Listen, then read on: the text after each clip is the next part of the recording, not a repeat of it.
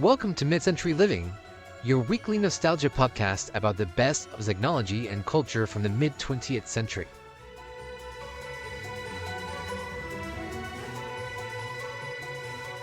Welcome back to Mid-Century Living, the show where we talk all about the best of the mid-20th century and how to add the vintage vibes to your modern life. We're your hosts, Gonzalo and Jackie. Thank you for joining us today. Today we're talking about Palm Springs, California. But first, Gonzalo, how was your week? My week was confusing. Okay. And I say that because I live in the great southwestern Gulf Coast area. Houston? I don't know what it's called. I should know. I've been here for 20 years. Anyway, we've now entered, a couple weeks ago, I talked about how we had entered fall spring. Mm-hmm. We have now entered false winter, which is what happens right before actual spring. Because we had like hot days, and then last week it was in like the 30s. And it was cold. I was wearing like 2 jackets and like a scarf and like a hat. You're right. It did that here too. I thought you were talking about it being winter currently right now. No, it's like but been going back and really, forth. really cold last week. We had 2 below freezing days in Dallas. Yeah. I already blocked it out because it's been in the 70s this week. And I'm having such a good time that I just pretended that winter never happened. Yeah. Well, it was in the 70s this week too. And then here today, I woke up and it was like in the 50s. And I was freezing the entire night. Like I kept waking up and being like, I'm cold. Yeah. So now I don't know what weather we're in. Oh, and I don't know, the winter, the jackets reminded me because I went out to eat and I had a lot of jackets on. That was a segue. By food talk. Anyway, my sisters and I went out to eat without my parents.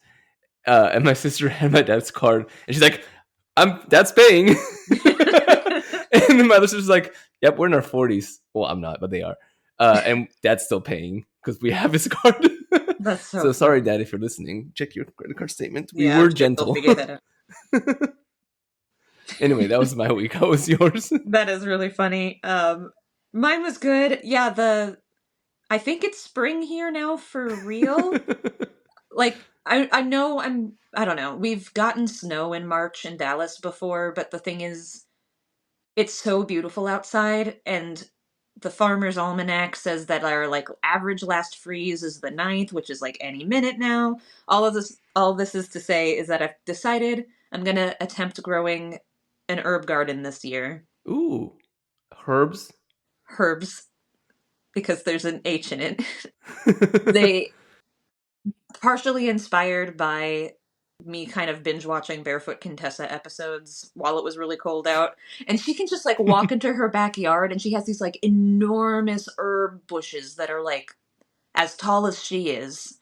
Like, and she's just snipping off fresh herbs to put in all of the food that she makes. And I want to be that person. I want to be able to walk into my backyard and just grab a couple sprigs of rosemary off of my enormous rosemary plant that's 5 feet tall and just like, that's the life I want to live. So I've decided I'm going for it this year. Okay. And that's another reason why I'm like, is it spring yet? Is because it snowed in March before. So like, I'm like, can I go? Can I plant? Can I do stuff? And I'm just like looking at the sky, looking at my like North Texas gardening group and like looking outside and looking at Facebook. And I'm like, I want someone to just say, go for it. And then I'm like, all right, I'm going to go for it. But like, basically all I'm doing is just like making spreadsheets and type A stuff, getting ready like emotionally. But anyway, so that's what I'm doing right now. Is as soon as it's spring, I'm gonna be a garden person now. So any minute now, or maybe in a month, not sure. Any minute now or in a month, or hey, maybe the time the episode comes out. Yeah, maybe we'll see. I don't know. I feel like if it's still nice on the 15th, I'm going to go for it. Yeah. I feel like that's close enough to April. April's definitely going to be warm. Yes. I can't believe it's already almost May. I mean, I realize it's not, but in my head it is. Okay, here's my reasoning behind it, because I'm a teacher, so like... Oh, right, yeah. So you're on this like final countdown looking forward to summer. Well, no, it's just that once spring break happens, the year goes by... That was me snapping. It was really fast. Because like there's like a lot of like school-wide days, like testing and this and that and the other, and then before you know it, you're It's May and school's over. scrambling to teach the last unit when no one wants to teach or learn because it's the last 3 weeks of school. Yeah. So That does, yeah, that seems like right around the corner for you. I can see how that would be the case. Meanwhile, this is already the longest March in the world because I just want to plant my freaking basil plants. it's And not it's March March yet. 1st. Yeah. Oh, it's March 1st. So that's where I am. That's so funny.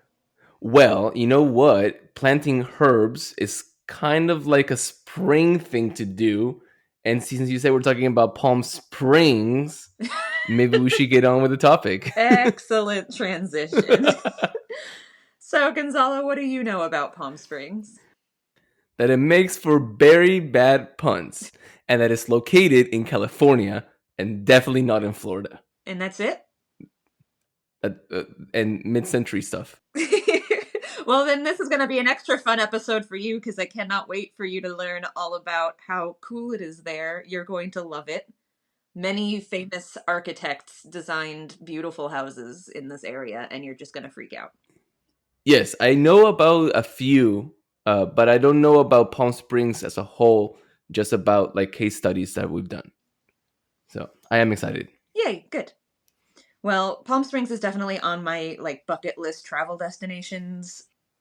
Here's the come visit Palm Springs pitch according to visitpalmsprings.com. In the heart of the breathtaking Coachella Valley, Palm Springs welcomes all with its captivating blend of desert beauty and vibrant city life. Whether you want an outdoor escape, a relaxing spa experience, or simply a moment of cultural immersion, there's a place for you in the sun-soaked oasis. Embrace the warmth of Palm Springs, a destination where everyone belongs and endless adventures await. Ooh, buy me a ticket. Right? Doesn't it sound lovely? It's like, all right, I'm sold. Palm Springs is sometimes referred to as the golf capital of the world, but I personally just think of it as the MCM capital of the world. The city does a really great job preserving and celebrating all of the incredible MCM architecture there. But how did this desert oasis begin? So let's have our resident history nerd, Gonzalo, start us off with Palm Springs' humble beginnings. Yes, hat goes on head. So we start way back in time, as we always do. Over 2,000 years ago, the Cahuilla people were likely the first humans to live in Palm Springs. And the Cahuilla name for Palm Springs was, I'm not going to say this correctly, but the Sequi, which means boiling water. Streets and areas in Palm Springs are actually named after the common Cahuilla surnames. Some examples are Andreas, Arnado, Lugu, and Chino. And Native American petroglyphs, irrigation ditches, dams, and house pits can still be found around the city. The first explorers to visit Palm Springs were Jose Maria Estudillo and Brevet Captain Jose Romero. They were sent by the newly formed Mexican government in December of 1823 to find an overland route from Sonora to Alta California. And on their expedition, they first recorded the existence of agua caliente, or hot water. So in downtown Palm Springs, there's actually a spa that offers private soaking tubs and an outdoor mineral pool where guests can experience the healing power of the agua caliente hot mineral springs. The water is 105 degrees, and it's known for a unique mineral composition, and is estimated to be approximately 12,000 years old. Ooh, caliente. Sorry. I'm not one of those spa people, but I think if you are into that, that's very cool. Or it's a very cool place to go for that. I love the idea of being relaxed, because I don't know how to be relaxed.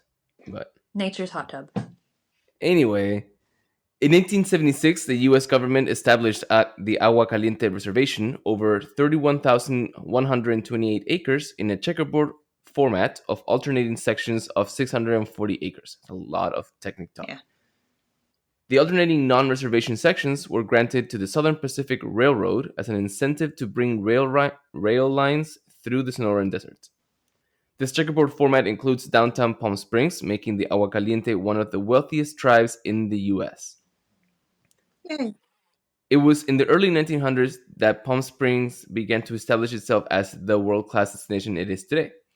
Many of its residents came here because of the dry, hot climate was considered beneficial to their health, particularly if the person was infected with tuberculosis. I've always loved the idea that early medicine was like, you're sick? Just go breathe air. Go breathe desert air specifically. It'll help. Yeah. It's like when I went to the doctor a few years ago and I go, "Doctor, I'm like really tired all the time." She goes, "Well, you should sleep more." I was like, "Gee, thanks. I came here for a medical answer, not that." I could tell myself that. But anyway, Nellie Ann Kaufman and her physician husband established the Desert Inn as a hotel and sanitarium in 1909.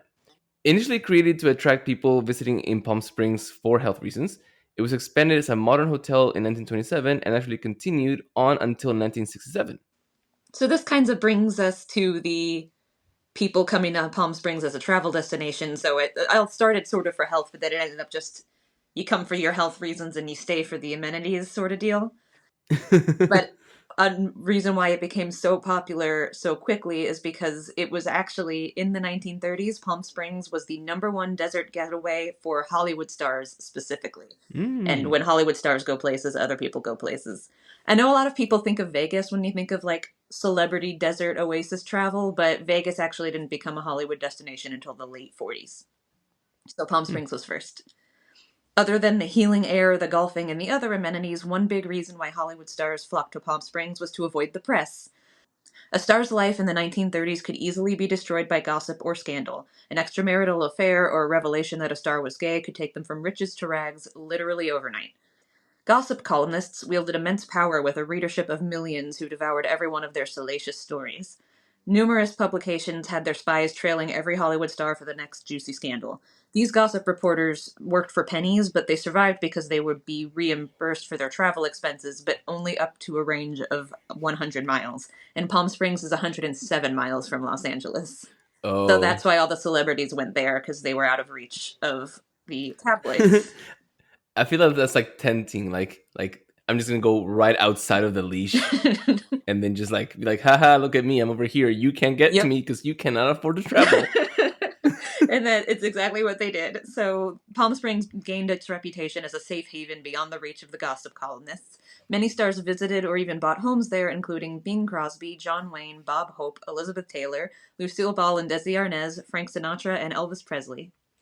Today, their names and the hundreds of other celebrities are enshrined forever on the Palm Springs Walk of Stars. I found a great list of all the celebrity home addresses. If you ever make it to Palm Springs and you want to do like a little tour of all the celebrity houses, we'll put a link to that in the show notes. But now that famous mid-century celebrities are moving in, that means we're in the mid-century, which brings us to the biggest part of Palm Springs' legacy, or at least the most interesting part to me, the incredible MCM architecture. So the list that Gonzalo is about to read is mainly for the architecture nerds out there, but even casual MCM enthusiasts should know some of these big names.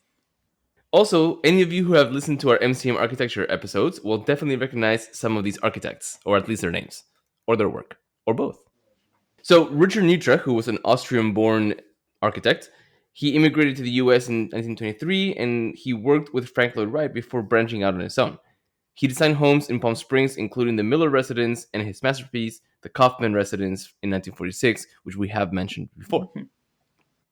We also have another trainee of Frank Lloyd Wright, John Lautner. He worked with Frank Lloyd Wright at the Towson West. He moved to LA and focused on residential architecture. And his distinctive application of the principles of organic architecture culminated in the Palm Springs homes for Arthur Elrod and Bob Hope. I didn't know he made Bob Hope's house. Oh, that's cool. Donald Wexler worked for Richard Neutra while in LA and then relocated to Palm Springs, where he was employed by William Cody. Wexler partnered with Richard Harrison for a time, and together they designed many school buildings and the steel development homes for the Alexander Construction Company. Other notable designs include the Dinah Shore Residence and the main terminal building at the Palm Springs International Airport, as well as the Royal Hawaiian Estates condominiums. William Cody, who we just mentioned, studied architecture at the University of Southern California before moving to Palm Springs in 1946. The following year, he designed the Del Marcos Hotel and went on to work on several clubhouses and country club developments throughout the Coachella Valley. Cody's celebrated designs include the Abernathy House, Palm Springs Public Library at Sunrise Park, St. Teresa's Catholic Church, and the Le Horizon Hotel. And also, Quincy Jones, he worked with a stew of modernist architects, including Douglas Hunald, George Vernon Russell, Burn A. Schutt, and Paul Williams. He later partnered with Williams on several Palm Springs projects, including the Palm Springs Tennis Club in 1947, the Town and Country Restaurant in 1948, and the Country Club Estates condominiums. We also have a lot more. I mean, the list goes on and on and on. Some other great names in Palm Springs MCM architecture are Bill Kreisel, Stuart Williams, Albert Frey, and Hugh Capture. You can actually take yourself on a self-guided tour of these mid-century modern buildings thanks to resources available on visitpalmsprings.com. We'll link that in the show notes so you can go and stalk them. Or just tour the architecture for free. But if you want to That's what I tour call the stalking. architecture and pay to do it, that actually kind of brings us to the main inspiration for this episode, which is a thing called Modernism Week. So just a few weeks ago in February was actually the 20th annual Modernism Week event. So here's the premise of the event from modernismweek.com. Modernism Week's signature February festival takes place annually, highlighting mid-century modern architecture, art, interior design, landscape design, and vintage culture in the Palm Springs area of Southern California. The 11-day festival features hundreds of tours, programs, and events. A portion of ticket proceeds benefit Modernism Week, which is a nonprofit organization, and other local preservation, neighborhood, and community groups. We love preservation groups. Yes, we love preserving mid-century architecture, so big fan of this nonprofit. There are actually two Modernism Weeks. The big one in February that just happened, and that one lasts 11 days. And then there's a shorter one in October that only lasts for 4 days. The mission of Modernism Week is to celebrate and foster appreciation of mid-century architecture and design, as well as contemporary thinking in these fields by encouraging education, preservation, and sustainable modern living as represented in the greater Palm Springs area. It's another quote from their website. These tourism boards have great copywriters. So if you're thinking about attending Modernism Week, I'm just going to ramble about it for a while. Or Gonzalo and I. Well, first you have to wait until October. Yeah, well, first you have to wait until October or next February. But basically, this is kind of what to expect if you go. So tickets are sold separately for each event, which allows guests to create their own customized Modernism Week experience. Visitors can walk through the interiors of iconic homes and tour historic neighborhoods made famous by the architects that designed them and the famous people who lived there. Architectural bus tours across the city are led by knowledgeable and entertaining guides that provide the history and stories behind the buildings that established Palm Springs as a center of mid-century innovation and design. There are also lectures and presentations by leading architects and designers presenting the past, the present, and future of modernism. Film screenings offer a personal glimpse into the lives and happenings of modernists and their work, many of which are only available thanks to the preservation efforts of historians. Wow, College Gonzalo would be so over this event. Here are a few of the home and neighborhood tours that were offered during the Modernism Week 2025 event. The House of Tomorrow home tour is an experience of the Alexander Estate or the House of Tomorrow, known popularly as the Elvis Honeymoon Hideaway, where Elvis and Priscilla Presley honeymooned in 1967. The Frey House, a museum day pass. This is hosted by the Palm Springs Art Museum and are self-guided tours that are a rare opportunity to see the residence of modernist architect Albert Frey. The Lautner Compound Tour, which lets you experience the spectacular architecture of John Lautner and tour the Lautner Compound. The William Holden Estate Tour, which is the Palm Springs Preservation Foundation's hosting a tour of the William Holden Estate, which was designed in 1955 by master builder Joe Pauling in the historic Deepwell Estates neighborhood. The Howard Hughes Residence Iconic Home Tour and optional cocktail reception. I like Right? that. Yeah. This is a tour of the iconic Howard Hughes residence. Frank Sinatra's Twin Palms Estate Tour, which is hosted by the Palm Springs Preservation Foundation and tours Frank Sinatra's storied Twin Palms Estate, which was designed by modernist architect Stuart Williams in 1947. They also have a lot of really fun parties at night, like the King of Cool soiree at the Steve McQueen residence. So this one is the Palm Springs Modern Committee invites you to an exclusive event fit for Hollywood royalty. This hot ticket takes you inside the former home of King of Cool Steve McQueen. There's also something called Sunday Night at the Sinatra Estate, where guests are invited to an exclusive and festive cocktail party with Frank's favorite Italian-style dinner at the legendary Frank Sinatra Twin Palms Estate. And then there also this year was a launch party and book signing with Trina Turk because she just came out with a poolside gossip collection inspired by the iconic photos that I think we've mentioned before on the podcast. Yeah, we mentioned in MCM Architecture. So basically, this sounds like the most fun ever. And so if I ever go to Palm Springs, it'll probably be during Modernism Week because I feel like that's the full experience. Speaking of hanging out by pools, though, so basically now that we're already caught up to the present, since most of this episode is actually talking about the present, I wanted to mention 2 more MCM inspired modern Palm Springs destinations that also seem super, super cool. So the Trixie Motel, which some people, if they have my taste and listen to this show, probably already know about this one, but drag queen Trixie Mattel and her husband bought a motel in Palm Springs and, along with designer Danny Daisy, transformed it into the most beautiful themed hotel I've ever seen.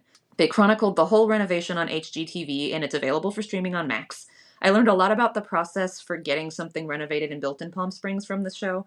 Basically, the city has really strict standards to make sure that the MCM aesthetic is maintained whenever somebody does a new build or a renovation in the city, which I love. Mm-hmm. Also, Danny Daisy's maximalist interior design style is so creative and beautiful, and her aesthetic directly inspired my Flower Power bathroom remodel that I did last year. So, definitely recommend you checking out that show if you're into that sort of thing. And apparently, you can just go to the hotel for the day and just hang out at the pool if you want, but all of the rooms are really cool, so it'd actually be pretty fun to stay there. And the other cool thing that's newer is the Shag House. So some of you may be familiar with the work of the artist Shag. He does MCM-inspired illustrations that also draw inspiration from tiki culture and Disneyland. Well, he bought a house in Palm Springs and spent almost a year renovating it and turning it into a real-life version of one of his paintings. So it's also maximalist and over the top, but somehow still fits in seamlessly with the surrounding architecture and the vibe. It's available for rent for events and overnight stays, and it's a little spendy, but it's very cool. So anyway, now that we're caught up to the present, that means it's time for our etiquette segment. So Gonzalo, what do we have today? So today's segment has nothing to do with Palm Springs, but it also has nothing to do with any topic that I can think of having been covered or being covered in future in our podcast. But it's fun just the same, and it's also on my mind because the current pontiff, Pope Francis, has been sick and in the hospital over the past week. Because today we are going to be revisiting Amy Vanderbilt's complete book of etiquette from 1963, chapter 75, titled An Audience with the Pope. What? Enough people have an audience with a pope that she made a whole chapter about how to behave? Apparently, it was a very popular thing to do. Wow. So it starts off with Amy saying most travelers to Rome desire a meeting with the Pope. And for those of you who may not know, that Pope is the head of the Roman Catholic Church. Can confirm also, when we lived in Rome, everyone who came to visit us had to go to the Vatican. Like, it was like every time someone came to visit, they were like, "Oh, it's so great to see you. When are we going to the Vatican?" Like, it was the first thing they wanted to do. I would love to go to the Vatican, and I would love to... Okay, first of all, there's just something to be said about the Swiss guards because they're still wearing the same outfits that were designed by Leonardo da Vinci. Was it da Vinci who designed it? Michelangelo. Anyway, Renaissance era. But also, like, I would love to like find my way into the archives. I know that that's not possible. I'm no one near anything important, like to request access.